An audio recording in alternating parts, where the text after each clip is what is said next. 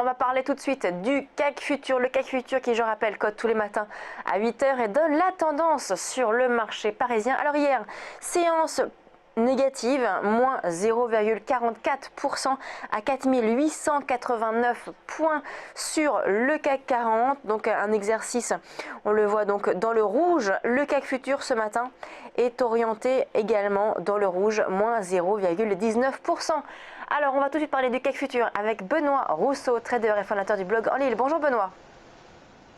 Bonjour Lucie. Si l'on en croit le CAC Futur qui est également, comme hier, orienté plutôt dans le rouge, que peut-on faire ce matin sur l'indice parisien ?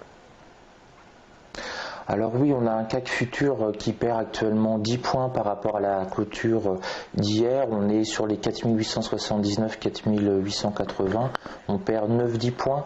Donc c'est une petite baisse de entre moins 0,15 et moins 0,20% depuis l'ouverture à 8 h. Alors je vous ai mis une graphique sur une semaine. On voit que depuis une semaine, on a effectivement une tendance baissière qui s'est un petit peu lancé à partir du 19 novembre et qu'on a du mal à remonter et notamment à revenir sur les 4900, mais pour le moment c'est pas du tout grave, hein, puisqu'on a vraiment un support très fort à 4850 qui est le pivot hebdomadaire et le support 1 journalier. On trouve quasiment les mêmes valeurs qu'hier, donc tant qu'on ne casse pas les 4850, on peut se reprojeter à la hausse.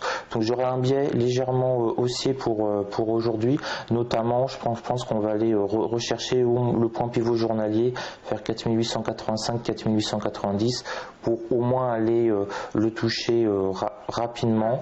Par contre, ça va être une journée beaucoup plus mouvementée puisqu'on a des indicateurs, assez importants. On a le PIB allemand qui va tomber à 9 h pile, on a l'indice IFO ce matin et puis cet après-midi on a surtout le PIB américain à 14 h 30, la deuxième estimation du troisième trimestre.